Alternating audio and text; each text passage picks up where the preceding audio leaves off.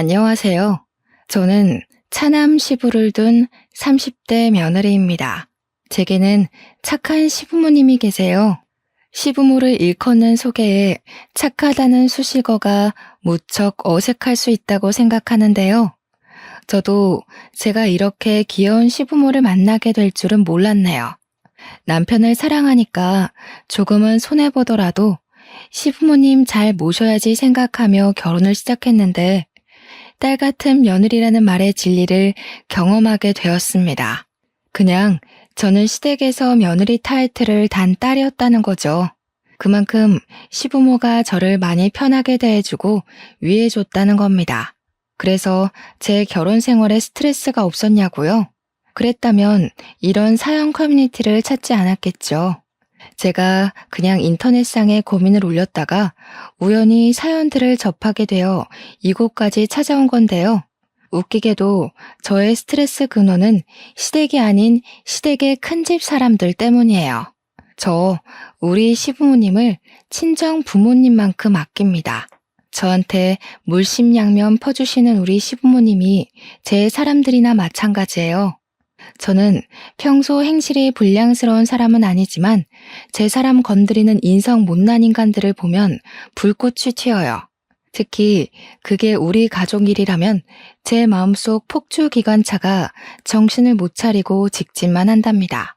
그래서 제가 본의 아니게 시댁과 큰집 사이에서 방대한 불을 지피고 말았네요. 제가 잘한 짓인지 아닌지는 저도 잘 모르겠습니다. 다만 후회하지는 않아요. 아마 다들 제 입장 들어보시면 이해해 주시지 않을까 싶습니다. 어디 한번 들어보시고 판단해 주시겠어요? 저는 결혼에 대한 생각이 그렇게 없는 나이에 결혼을 원하는 남자를 만나서 시집을 가게 되었습니다. 결혼에 대해 부정적인 인식이 늘어가는 요즘 세상에서 저는 딱히 해도 되고 안 해도 되는 입장이었어요. 그래도 시부모 때문에 고충을 많이 겪는다는 고민들을 보면 안 하는 편이 좀 더 낫지 않나 정도만 생각하는 사람이었죠. 그런 저를 결혼에 대해 긍정적으로 바꾸게 해준 사람이 남편입니다. 남편은 저보다 한 살이 많았는데 또래에 비해서 생각이 점잖고 결혼에 대한 가치관이 고지식하지 않았어요. 실제 허세 부리는 부분도 없었고 너무 과하게 잘해줘서 상대방이 김칫국 마시게 하지도 않았습니다. 그냥 연애하는 내내 쭉 한결같은 사람이었다는 겁니다. 감정 기복 활활 타오르는 제게 남편의 존재는 잔잔한 호수와도 같아서 제 안에 있는 쓸데없는 불길을 조절할 수 있었어요. 게다가 부부가 되려면 은근 중요한 코드인 유머 감각도 저랑 아주 쿵짝이 잘 맞았어요. 처음으로 누군가와 한 지붕 아래 살아야만 한다면 남편이 제 곁에 있었으면 좋겠다고 생각했죠. 그래서 남편이 먼저 해준 프로포즈에 앞뒤 생각 안 하고 기쁘게 받아들였습니다. 청혼을 받고 나니까 남편 집안이 궁금하더라고요. 남편이 간단하게 얘기해 준 적은 있어도 그건 시댁 집안의 형편 정도지 어떤 분위기의 집안인지는 들어보지 못했습니다. 제 질문에 남편은 흔쾌히 집안 얘기를 꺼냈는데요. 남편 얘기만 들었을 땐 시부는 남편과 비슷하면서도 늘 헛소리를 안 하는 분이라 했고, 시모는 점잖은 시부에 비해 조금 애교 있고 웃음 많은 사람이라고 했습니다. 그 말만 들었는데 왜 시부모에게서 저와 남편의 향기가 나는지 모르겠더라고요. 어딘가 모르게 비슷한 결이라고 생각이 되어서 그런가 시부모에 대한 긴장은 크게 하지 않았습니다. 역시나 시부모는 인품이 훌륭하신 분들이었어요. 우선 저를 많이 사랑해줬고 딸이 없는 집이라서 그런지 마치 딸이 생긴 것 같다고 특히 시모가 제게 많이 관심을 줬습니다. 시부모 반응이 이런데 친정에서는 얼마나 고마웠겠어요. 저희 친정 부모님이 저 결혼하고 제가 합가한다는 소식에 한우 세트를 2세트나 보내셨습니다. 그런 시부모님은 또 며느리 잘 뒀다고 저를 더 좋아해 주셨죠. 남편이 시부모님 나쁜 사람 아니라고 말했던 건 틀린 말이었어요. 나쁜 사람 아닌 게 아니라 그냥 세상 착하고 순하고 바른 분들이셨습니다. 특히 시모는 제가 시모를 졸졸 따라다니면서 집안일을 배우려고 해도 가서 TV 보고 앉아있으라고 젊을 때 몸 사려야 한다며 저를 자꾸 주방에 못 오게 하시는 분입니다. 하지만 저는 제가 좋아하는 사람에게 잘해주고 싶은 고집이 장난 아니거든요. 그래서 끝까지 시모 옆을 붙어 다니며 시모와 같이 어울려 노는 걸 즐겼습니다. 시모는 딸 같다 하다가 한 번씩 실수로 딸이라고 부른 적도 있었어요. 그렇게 시모랑 가깝게 지내기를 7개월이 지났을까요? 다음 달 명절을 앞두고 있는 상황에서 시모가 달력 날짜를 보며 몇 번이고 한숨을 쉬더라고요. 웬만하면 어두운 얼굴 안 하시는 분인데 표정이 근심이 가득해 보였습니다. 제가 또 안 물어볼 수 있나요?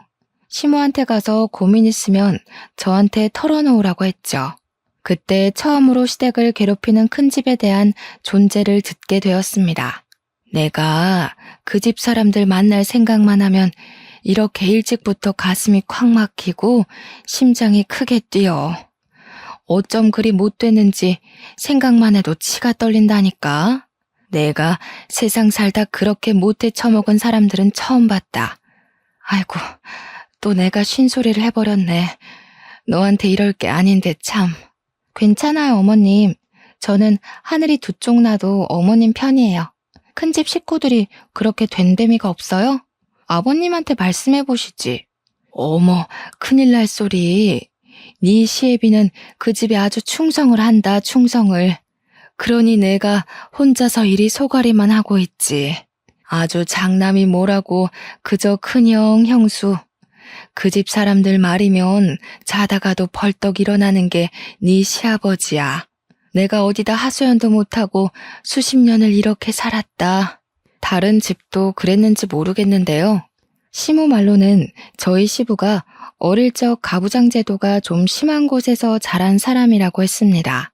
시부가 어렸을 적인 그 당시는 가부장 제도가 남아 선호 사상이 심했다고는 알고 있었어요. 그런데 시모가 말해주는 시부 집안은 심해도 너무 심하더라고요. 시모가 몰래 해주는 얘기를 듣는데 제가 다 분해서 얼굴이 찌푸려졌습니다. 저희 시부는 집안에서 차남 입장이었어요. 총 5명의 형제 중 둘째하고 했습니다. 공교롭게도 셋째부터는 명이 짧아서 시부가 20살 되기 전에 다 돌아가셨고 장남과 차남 둘만 남은 상황에서 둘의 차별은 더욱 극명하게 드러났다고 합니다. 제 눈에는 정숙하게만 했던 시부의 숨겨진 처지를 시모한테 듣고 알게 되었는데 시대를 그렇게 타고나지만 않았어도 우리 지혜로우신 시부가 그런 분한 취급은 당하지 않았을 겁니다. 들어보니 시부는 시 조부모 집에서 홀대당하는 것에 익숙한 사람이었어요. 시부는 단 한순간도 따뜻한 대접 없이 자란 차남이었는데 일단 밥 먹는 것부터 편애가 바로 드러났더라고요. 시조부랑 장남은 큰 상에다 늘 따뜻한 밥과 빛깔 좋은 반찬들이 차려졌는데 시조모랑 시부 그리고 그의 잡다한 입들은 남은 반찬을 먹거나 따뜻한 밥도 남는 걸로 겨우 얻어먹을 수 있었답니다. 그런데도 시부는 찬밥 좋아한다며 찬밥을 즐겨 먹곤 했다는데 그게 습관이 된 건지 가끔은 독립을 하고 나서도 찬밥을 찾는다고 해요. 여러분은 고깃국인데 고기 없이 풀떼기만 있는 국을 받으면 기분이 어떻겠습니까? 게다가 가족한테 말이에요. 저는 바로 따져 들었을 거예요. 하지만 시부에게 고기 없는 것 정도는 서러운 축에도 안 낀다고 하더군요. 그런데 장남한테는 시조부 시조모가 등골 빠지도록 번 돈으로 유학도 보내주고 교수도 만들어줬더라고요. 그리고 장남이 결혼할 때쯤엔 시조부가 돌아가셨는데 시조부가 남긴 유산으로 신혼집이랑 혼수 가구, 예단비를 잔뜩 해줬다고 합니다. 웃긴 건 시조부 유산이 원래 우리 시부한테도 주라고 돼 있었대요. 그런데 시조모가 마음대로 결정해서 장남한테 다 준 거라고 하더군요. 그런데도 장남인 큰아버님은 자기 권위가 더 중요한 사람이라 시조부 돌아가시고 홀로 남은 시조모를 못 모시겠다며 외면했다네요. 외면을 한 절대적인 이유는 큰아버님 와이프가 고부 갈등 겪기 싫다고 반대하는 바람에 나 몰라라 한 거랍니다. 우리 착한 시부는 요양원 가겠다는 시조모를 결국 내버려두지 못해 본인이 모셨고, 시무랑 같이 한 10년 정도 한 집에 살다가 시조모가 돌아가셨다고 했어요. 큰아버님 만행은 이게 끝이 아닙니다. 시조모가 돌아가시고 나서도 장례 절차를 담당한 건 장남이 아니라 차남인 시부였어요. 큰아버님은 당시 자기 식구들을 데리고 외국에 살고 있어서 못 오는 상황이었다고 해요. 제가 볼 땐 여기까지만 들어도 큰아버님의 장남 자격은 충분히 박탈되었다고 보는데, 아무도 장남이 저렇게 막 나오는 걸 뭐라 하질 않으니 저렇게 컸겠죠.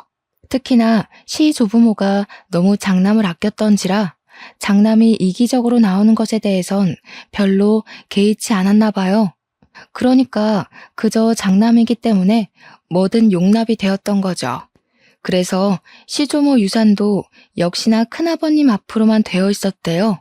시조부모님은 죽는 그날까지 장남 이름만 부르다가 돌아가셨다고 합니다. 정작 뒤치다꺼리 다 해준 사람은 차남이었는데 말이에요.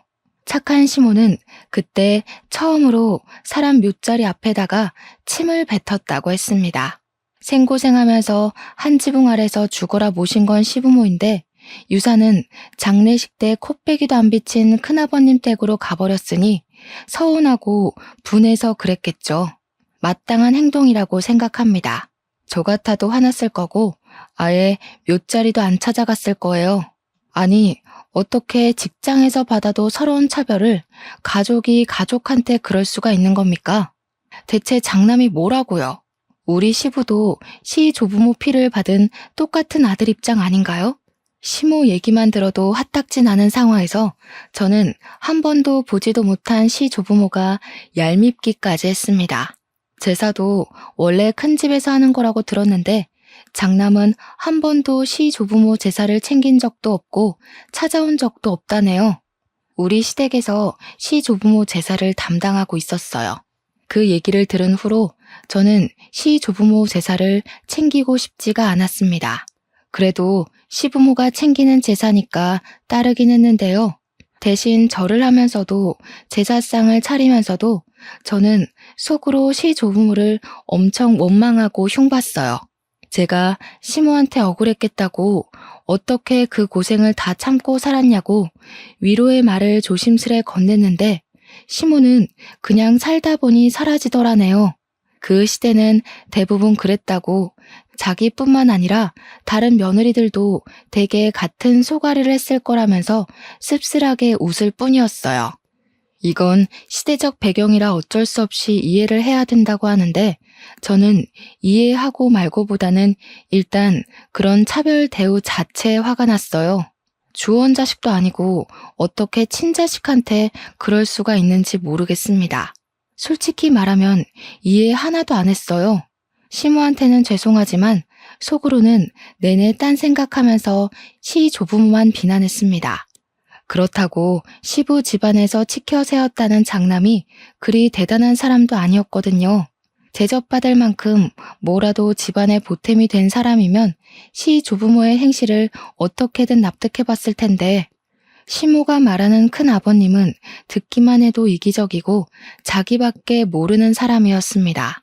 제가 이걸 시집 온 지 얼마 안 되고 들었을 땐 그저 시부 처지가 안쓰러웠어요.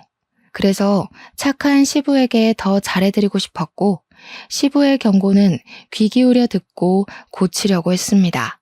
그러나 큰 집을 처음 만나고부터는 시부의 경고를 지키려는 게 제 마음대로 안 되더군요. 큰아버님은 차례도 안 지내면서 자기가 큰 집인 걸 내세우며 명절에 인사는 오라고 하는 웃긴 집안입니다. 도대체 어느 나라 법인지 모르겠네요. 근데 시부는 그걸 또 군말 없이 꼬박꼬박 가고 있다고 했어요. 그래서 저도 결혼하고 처음으로 그 집을 방문하게 되었는데요. 저는 큰 집에 발을 들이자마자 황당한 상황을 겪었습니다. 우리가 먼 길을 달려왔는데도 밖으로 내다보는 식구가 하나도 없었다는 거예요. 솔직히 그때 큰 집에 아무도 없는 줄 알았어요. 하지만 그건 조금만 더 안으로 들어가면 바로 확인 사살되는 일이었는데요. 큰아버님은 TV를 보고 있었고 큰어머님은 주방에서 음식 재료를 다듬고 있었어요. 무려 2시간이나 걸리는 거리를 차까지 막혀서 4시간 만에 도착했는데도 반기는 사람이 없었습니다. 자주 왕래하는 사이도 아닌데 적어도 오는 길 고생 많았다고 한마디는 해줘야 되는 거 아닙니까? 그런데 우리가 모습을 드러내자마자 큰 집사람들이 하는 첫 마디가 뭔 줄 아시나요? 해 떨어지고 올 작정이었냐? 이 형수가 혼자서 저 많은 거 다 다듬느라 허리가 두 쪽 났다. 오늘 같은 날은 당연히 차 막히는 거 몰라? 생각이 있으면 일찍 나섰어야지. 저게 큰아버님이 시부한테 처음 던진 말입니다. 어디 큰아버님만으로 끝이게요? 큰어머님도 뒤처질세라 주방에 들어간 시모한테 쓴소리를 뱉었어요. 아이고 참나. 손님 나셨다 나셨어. 오다가 어디 고랑이라도 빠져 죽은 줄 알았네. 더 늦었으면 짜증나서 그냥 돌아가라 할 뻔했어. 물 한 모금도 못 먹고 일만 했더니 입이 바싹 말라 죽겠다. 말할 기운도 없네. 내가 손질은 다 했으니까 수월할 거야. 6시까진 끝내라. 인상 팍 쓰면서 우리 시모한테 앞치마를 툭 던져주고 주방을 나가는 큰어머님을 보는데 와, 인사하기 싫더라고요. 그래서 큰어머님이 주방 빠져나오며 저랑 눈이 마주쳤는데 제가 그냥 쌩까버렸습니다. 큰어머님 시선이 계속 저를 따라오는 게 느껴졌지만 무시하고 우리 시모 따라 주방에 쏙 들어가 버렸어요. 이렇듯 직접 본 큰집 사람들 행실은 말로만 들은 것보다 훨씬 더 저를 화나게 했어요. 우리 시부모를 종부리듯 당연하게 행동을 하는데 제가 아끼는 분들을 그렇게 대하는 인간들한테 화가 안 날 수 있나요? 우리 착한 시모도 뒤에서는 큰집 식구 욕을 마구 했지만 정작 큰어머님 앞에서는 아무것도 못하고 깨갱하는 수준이더라고요. 그게 너무 마음이 아팠어요. 그간 어떻게 지내왔는지가 보였거든요. 큰 집에 있는 며느리들은 맞벌이 한다고 원래부터 명절의 음식 자체를 못하는 사람들이라고 했는데요. 그래서 저희 집을 명절보다 하루 일찍 불러서 이렇게 부려먹으셨대요. 무슨 이유건 간에 이건 좀 아니지 않나 싶어 남편한테 물으면 남편도 좀 보기 불편하긴 한데 너무 어릴 때부터 이렇게 해왔던 거라 자기가 어떻게 할 수가 없었대요. 한 번은 사춘기 때 큰아버님께 대들어봤는데 되레 시부모한테 혼이 났다고 합니다. 우리 시부모가 얼마나 마음 좋은 사람들인데 남의 손에 굴려지는 걸 보니 눈앞에서 보니까 제 속이 부글부글 열오르기 시작했어요. 분명 시부모도 말만 안 하고 있을 뿐 참고 있을 거라고 생각합니다. 하지만 남편도 어쩌지 못하는 걸 제가 뭐라고 감히 시가 친척에 간섭을 할 수 있겠습니까? 그래도 초면인 큰집 어른들한테 네네 하며 굽신거리고 싶지는 않았어요. 그래서 시모더러 남 시키지 말고 혼자 일해야 된다는 큰어머님의 말을 못 들은 척하고서 저는 시모 하는 걸 뺏어들었어요. 시모를 적극 도우는 방향으로 제 분을 풀려고 노력했습니다.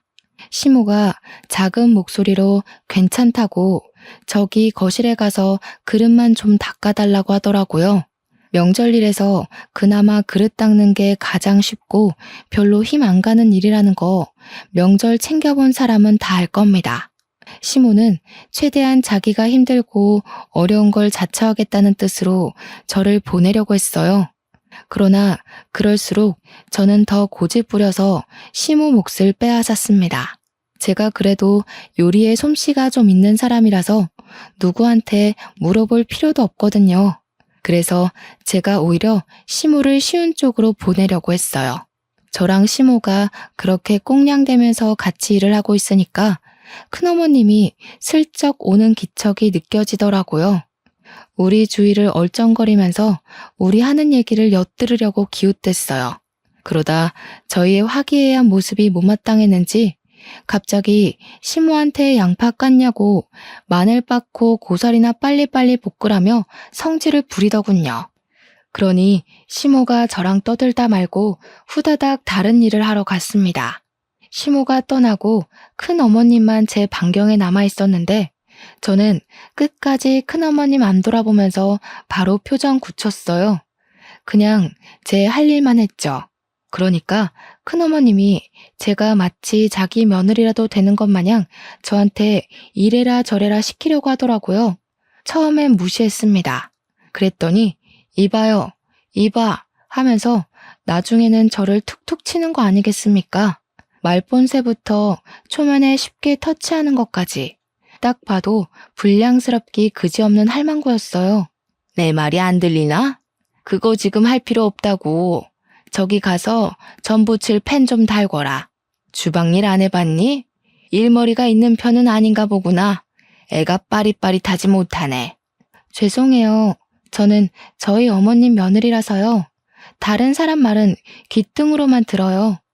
큰어머님이야말로 할 일도 없이 돌아다니지만 마시고 손 좀 보태세요. 그럼 더 빨리 끝나지 않겠어요? 저도 일머리 없다지만 큰어머님도 그렇게 썩...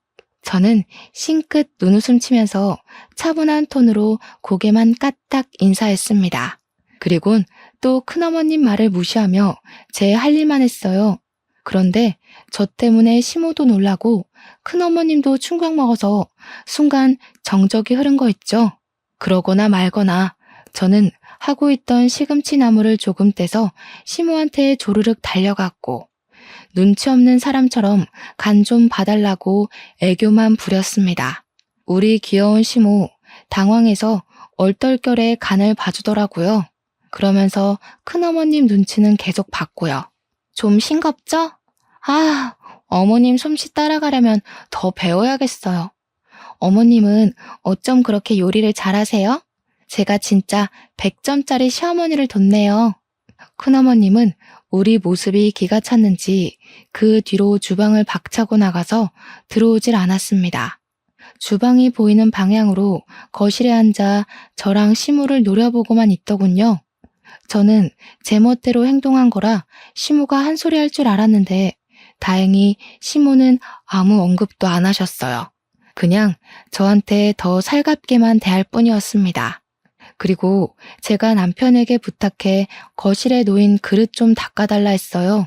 며느리 부탁이면 하늘의 별도 따줄 것처럼 귀한 대우 주는 시부까지 제 말에 그릇 닦는 걸 도왔습니다. 그런데 큰어머님 산을 넘었더니 이번에는 주야장천 TV만 보던 큰아버님이 문제였어요. 그새를 못 참고 시부한테 나불거리는 거 아니겠습니까?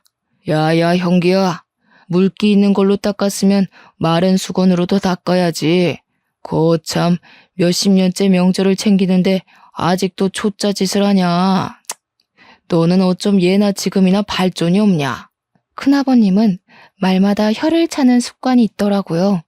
그것 때문에 사람을 더 무시하는 본새가 심하게 느껴졌고 저는 순간적으로 우라가 치밀었습니다.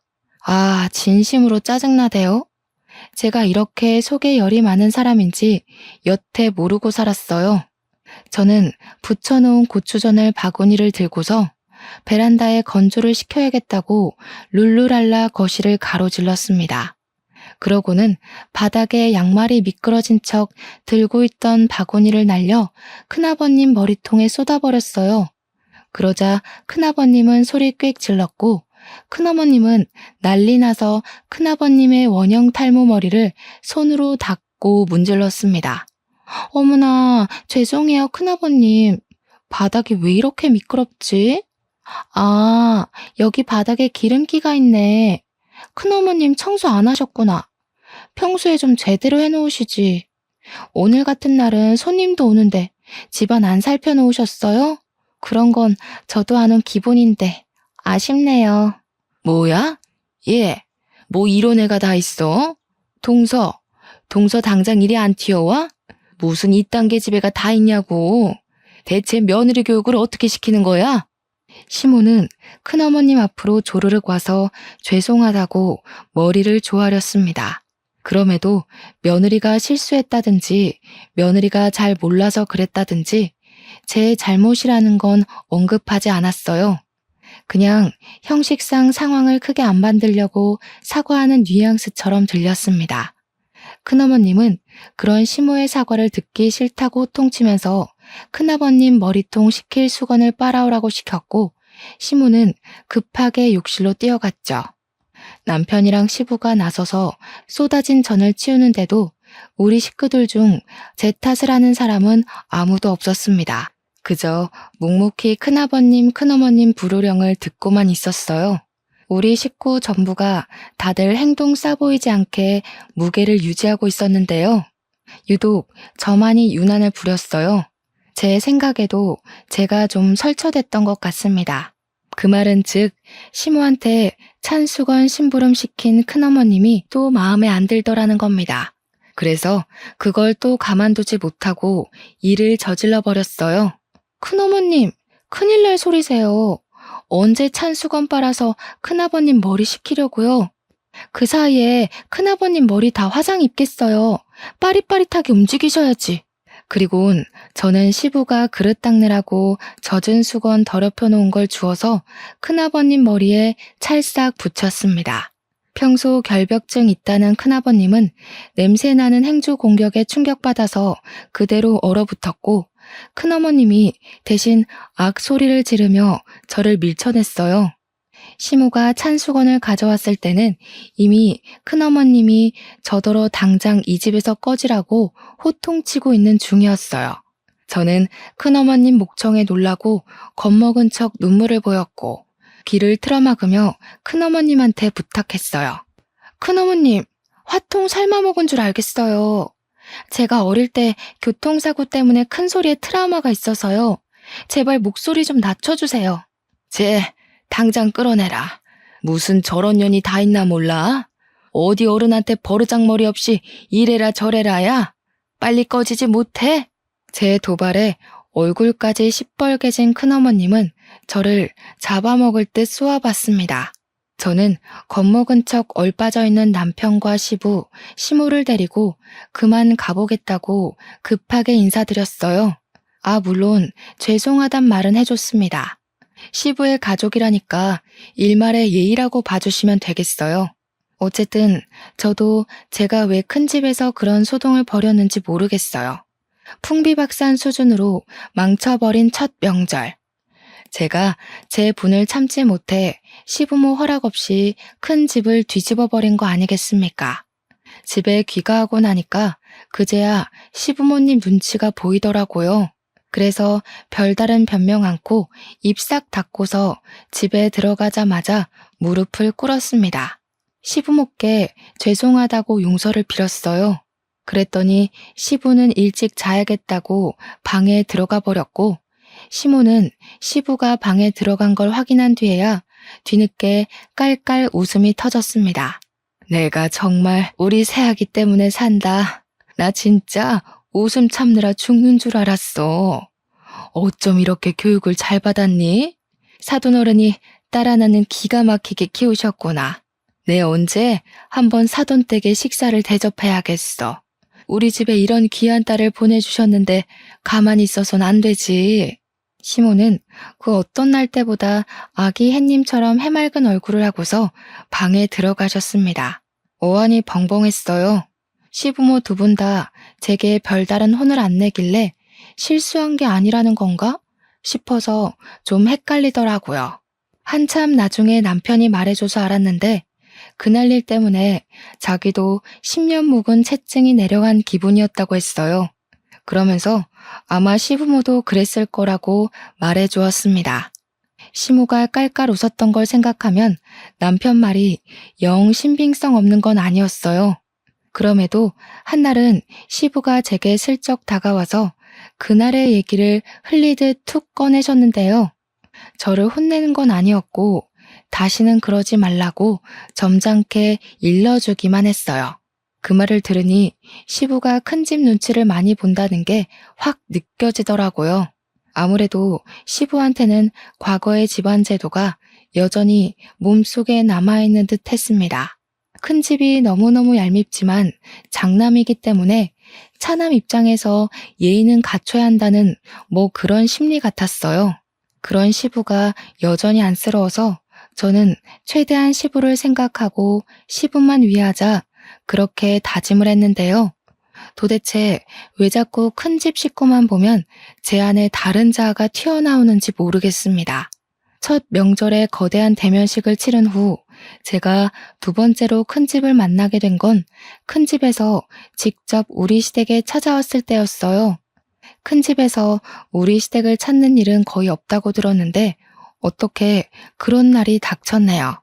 그런데 시작도 하기 전 불만스러웠던 건 저희가 큰 집을 찾았을 때와 다르게 시부모님이 큰 집에서 도착한다는 시간보다 1시간이나 먼저 맞이할 준비를 하더라고요. 마치 집안에 또 다른 행사라도 생긴 것 마냥 집안 상태며 냉장고 상태며 화장실이며 신경 쓰는 게 한둘이 아니었습니다. 시모 말로는 큰 집이 참 말 많은 사람들이라서 그게 너무 지치고 피곤하니까 미리 차단하려고 그러는 거라네요. 그렇게 도착한 큰 집 사람들을 저희가 다 쪼르르 나가 환대를 해주었습니다. 큰 집을 문 앞에 마중 나간다는 것 자체가 못마땅했지만 시부가 하니까 저도 시부를 위해서 예의를 차렸어요. 제가 안녕하세요 하는 순간 큰어머님이 제 앞을 지나가면서 저를 엄청 째려보더라고요. 지난 명절 때 일로 계속 화나 있는 듯 했어요. 그리고 큰아버님은 이번에 모자를 쓰고 오셨더라고요. 혹시 그날 진짜 화상이라도 입으신 건가 했더니 모자를 벗은 뒤 깔끔한 머리통인 걸 보고 안심했습니다. 모자도 그냥 벗은 게 아니라 눈앞에 차려진 다과상에 뜨거운 게 없는지 살핀 후에야 벗더라고요. 그러면서 큰아버님이 저를 슬쩍 눈치 보셨는데 그땐 살짝 웃음이 나올 뻔했어요. 그도 잠시. 큰 집 사람들 앞에서는 역시나 웃음이 사치더군요. 큰 집에서 우리를 찾아온 건 정말로 염치 없는 이유였습니다.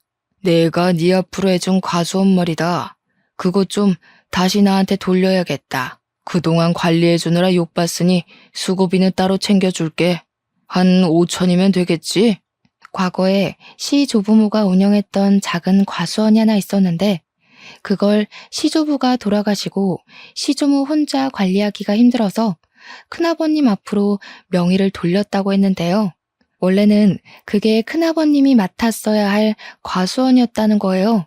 그러나 큰아버님이 자기는 교수할 거라서 과수원 같은 거 들여다볼 여건 안 된다고 시부한테 던져주라고 했답니다. 그래서 시부는 과수원 일 때문에 하고 싶은 공부까지 포기하고 과수원만 정성껏 돌보며 살았대요. 과수원은 시모를 만나기 전부터 갖고 있던 거라 어쩌면 시부의 세월이 고스란히 묻은 고향과도 같은 것이었어요. 시부는 과수원도 시 조부모가 남긴 유산이라면서 자기에게 남은 유일한 부모의 존재라고 보고 엄청 아끼는 보물이라 했습니다. 과수원이 가족 다음으로 소중한 재산이라고 말씀하시던 시부 마음에 감동받아 제가 똑똑하게 기억하고 있었어요. 그런데 그게 원래 큰아버님 거라는 건 그날 처음 들은 사실이었습니다. 이걸 팔겠다는 거야? 그건 안 돼. 아버지가 얼마나 아낀 건지 알잖아. 이렇게 확장까지 해서 규모도 꽤 커졌어. 갑자기 팔아넘기면 우리 과수원이랑 협력한 업체는 다 어떡하라고. 계약 위반이야 이거. 어지간히 효자인 척한다. 아버지 어머니 돌아가시고 없는데 계속 키워봤자 뭐하냐. 두 분 살아계실 때나 가꾸는 척 선심 써줬으면 된 거지. 계약 자랑은 말솜씨만 좋으면 다 타협할 수 있는 거고. 너도 과수원 때문에 네가 하고 싶은 일 못하면서 살았잖아. 이제라도 나한테 넘기고 넌 노후에 하고 싶은 거 하면서 지내. 시부는 늘 큰아버님 말에 오케이를 하던 사람이었습니다. 그러나 이번 제안만큼은 쉽게 고개를 끄덕이지 못하시더군요. 시부의 심기가 많이 불편한 것이 제 눈에도 다 보였습니다. 시부가 대놓고 티를 내셨거든요. 그러니 다른 식구들 눈에도 당연히 들어왔겠죠. 큰아버님도 시부가 바로 답을 안 주자 이것 봐라 싶었는지 헛웃음을 뱉었습니다. 어쭈? 설마 너 그 재산 탐내냐? 내가 너더러 땅덩어리 관리만 하라고 했지 주제넘게 재산 탐내라고 그랬어? 얘가 아주 요망스러운 생각을 하고 있었네. 내가 진작에 안 찾아왔으면 아주 꿀꺽했겠다. 그게 아니라 이걸 팔아버리면 돌아가신 아버지 어머니 볼 면목이 없어서 그러지. 내가 어디 재산 탐낸 적 있어? 나 부모님한테서 쌀 한 톨도 받은 적 없는 사람인 거 알잖아. 적당히 해라. 그런다고 죽은 부모님 돌아오는 거 아니다. 지금은 내가 부모야. 이미 죽은 사람은 더 이상 입에 올리지 말고 땅 문서나 좀 가져와봐. 집을 하나 매매하려는데 자금이 좀 부족해서. 형님, 말 좀 가리지. 부모님이 형님한테 어떻게 해줬는지 잊었어? 형님 지금 호의호식하고 사는 거 다 부모님 덕분 아니야?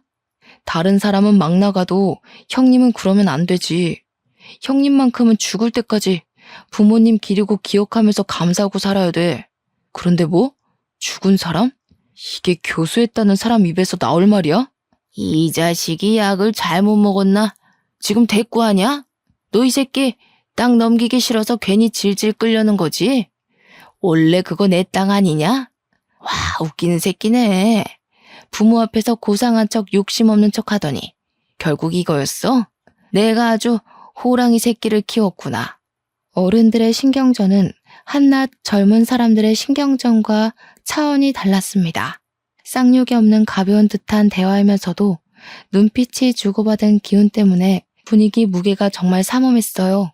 매일 큰아버님한테 져주던 시부가 처음으로 의지를 굽히지 않자 두 분의 팽팽한 기싸움은 더 무섭고 길게 이어졌습니다. 그 상황에 큰어머님은 재산 문제는 남자들끼리 얘기해야 된다고 시모를 데리고 자리를 떴어요. 당연히 저도 우리 시모를 따라 나섰고요. 그런데 알고 보니 큰어머님은 자리를 피해준 게 아니라 시모한테 겁박 주려고 방에 끌고 온 거더군요. 괜히 법정 싸움으로 치닫지 말자 동서. 우리 아들들 돈 많은 집 며느리한테 장가간 거 알지? 첫째 며느리가 법조인이야. 괜히 서로 비보면서 영 끊는 짓 하지 말고 쉽게 가자고. 제가 뭐 마음대로 결정할 수 있는 일인가요? 남자들 결정에 따르는 거지. 듣자 하니까 남편은 별로 안 남기고 싶어 하는 것 같은데 저는 남편 말 따를 겁니다. 저한테 이러시는 거 아무짝에 소용없어요. 말기 못 알아먹네. 그래서 지금 버티겠다는 거야? 우리 며느리한테 전화해. 아무리 명의가 너희 쪽으로 돼 있다고 해도 우리 며느리가 법조인인 이상 너희들 손해야. 팔은 안으로 굽는 법이거든. 나 세 번째까지는 곱게 안 묻는다. 땅 문서 어딨어? 난 그런 거 모른다니까요. 그런 중요한 것들은 남편이 다 관리하지 난 아무것도 손 안 대요. 솔직히 내가 안다고 해도 별로 알려주고 싶지는 않네요. 저희 집에 뭐 하나 신경 써준 적도 없잖아요. 시모는 제가 옆에 있어서 그런지 나름 용기 내서 큰어머님께 할 말을 잘하셨습니다. 그런 시모가 자랑스러웠어요. 큰어머님을 화나게 하는데 충분히 성공했더라고요. 얌전한 고양이가 부뚜막에 올라간 셈이었죠. 하지만 큰어머님이 참지 않고 법조인 며느리한테 전화를 걸겠다고 폰을 들었을 때 시모 표정은 금세 후회를 되찾았습니다. 시모 눈동자가 불안으로 떨리는 걸 봤어요. 시모는 아마 시부와 의논 없이 혼자 결정하는 걸 잘 못하는 것 같았고 시부 허락 없이 큰일을 만들지도 못하는 사람 같았습니다. 그 사이 큰어머님은 진짜로 첫째 며느리에게 전화를 걸었어요. 그런데 신호음이 가기도 전에 곧바로 전화가 꺼졌습니다. 큰어머님이 당황해서 다시 전화를 걸었는데 또 안 받았어요. 큰집 사람들을 보면 의외로 웃긴 포인트가 좀 있어요. 전화 튕기는 걸 보는데 큰어머님의 당혹스러운 표정이 너무 재밌어서 순간 웃음이 터질 뻔했지 뭡니까. 그러면서 큰어머님이 애써 변명을 가미했는데요. 우리 며느리가 지금 재판 있나 보네. 바쁜가 봐. 하면서 태연한 척을 하는데 얼마나 우습던지. 심지어 더 웃긴 상황은 따로 있었습니다. 큰어머님이 자기네 며느리들은 바빠서 한가하게 집에만 있는 저랑은 다르다는 식으로 비꼬고 있을 때였어요. 전화를 튕겼던 첫째 며느리한테서 다시 전화가 걸려온 겁니다. 그러자 큰어머님 표정이 승기라도 잡은 것 마냥 들뜨더라고요. 바로 시모 얼굴 앞에다가 당당하게 자기 폰을 들이밀면서 자랑을 했습니다. 좀 봐라 얘. 아무리 바빠도 얘들이 이렇게 예의가 바르다. 다시 전화 주잖니. 이 애들은 우리를 아주 하늘로 모셔. 누구처럼 감히 며느리가 시애미한테 시시덕거리면서 까불지 않는단 말이다. 며느리에도 다 급이 있는 거야. 동서는 어쩜 며느리 보는 눈까지 없었대? 큰어머님은 저랑 시모를 쌍으로 엿먹여주고서 뿌듯하게 전화를 받았는데요. 받자마자 수화기 너머로 첫째 며느리의 성난 목소리가 쨍쨍 울렸습니다. 먼저 전화하지 말라고 했는데 왜 자꾸 전화하냐고. 약속 어기면 당장 이혼해버릴 거라는 협박의 톤이 묻어 있었어요. 큰어머님이 늙어서 귀가 안 좋으니까 음량을 크게 해놨는데 덕분에 우리한테도 다 들렸던 거죠. 차라리 전화 안 받을 때가 덜 쪽팔렸겠어요. 훨씬 더 매정하게 끊긴 전화는 큰어머님 얼굴을 시뻘겋게 만들었습니다. 정적이 흘렀는데 그 순간 저는 이때다 싶어서 시무 팔짱을 끼며 말했어요.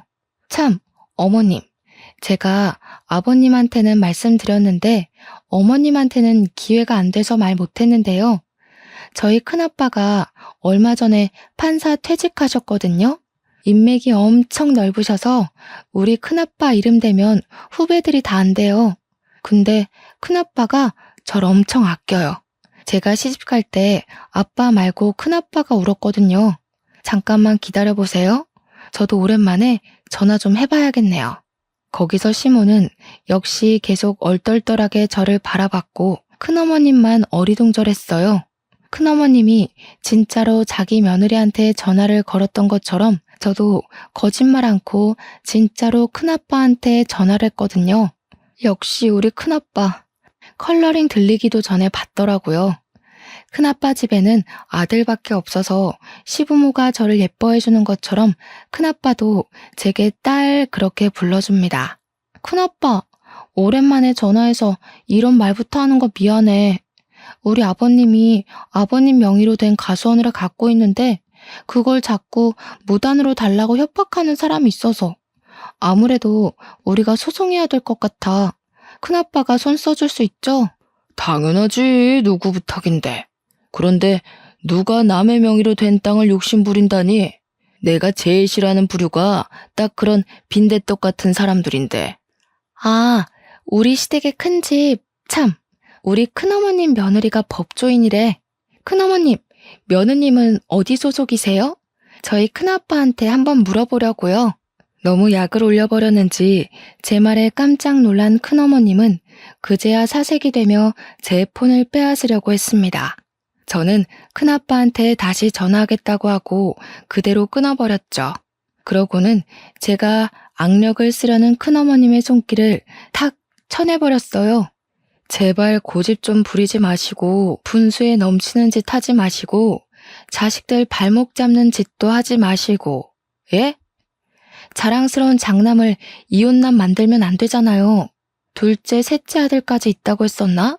자식들 평생 법적 문제에서 불이익받게 해줘요? 너 이거 협박죄다. 어디서 어른한테 따박따박 말대답이야? 사람 사들여서 연기하는 거지? 내가 속을 줄 알고? 그건 끝까지 가보면 알겠죠. 궁금하면 사이좋게 법정 싸움 해보던가요. 그보다 며느리들이 하늘로 모신다고 했죠. 하늘은 무슨 시궁창 대접 안 받는 걸로 감사해야겠던데요. 괜히 일 벌였다가 자식들이랑 며느리한테 버림받지 마시고 지금이라도 정신 좀 차리세요.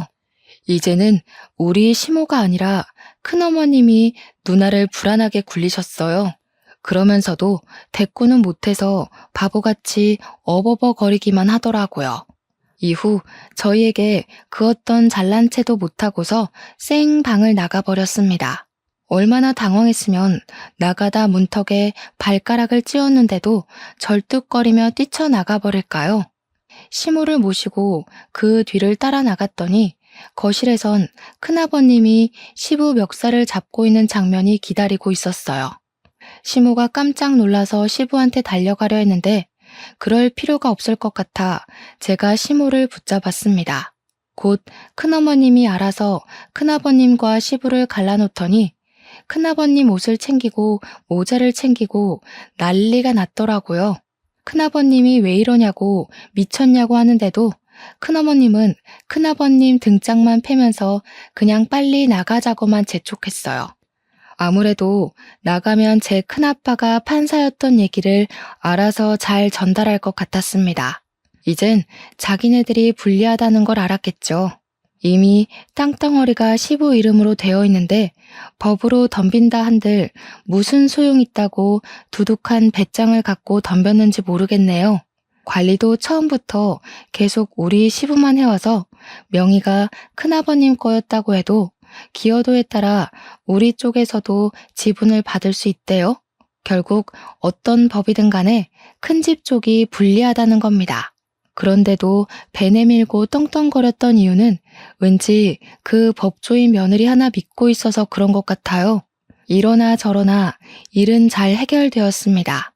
그날 대판 싸운 이후로 큰 집은 2년이 지난 지금까지 우리 시댁을 찾지 않고 있어요. 양심 없이 명절에 부르지도 않고 귀찮게 땅 내놓으라고 시비 걸지도 않습니다. 시부는 어떻게 큰 집과 연락을 잇고 있는지는 모르겠으나 그 외의 식구들은 전부 큰 집의 갑질에서 해방이 되었어요. 시모랑 남편은 이게 다 저 덕분이라고 항상 사랑스럽다고 해줍니다. 밥상에 매일 맛있는 것도 올라와요. 다소 철딱선이 없었을 수 있을 저를 예쁘게 봐준 시부모 덕분에 저는 현재도 아주 행복한 결혼 생활을 보내고 있습니다. 사실 딸을 임신한 지도 8개월이나 됐어요. 그렇잖아도 저를 복덩이 대우해주던 시댁에서 임신까지 해버리니 아주 왕비만큼이나 후한 대접을 받고 있네요. 지금이 너무 행복해서 이 꿈에서 영영 깨고 싶지가 않아요. 제 인생이 이렇게 쭉 순탄하길 속으로 항상 바라고 있습니다. 다들 저만큼 행복하시고 저보다 더한 행운 받으셨으면 해요. 들어주셔서 감사합니다.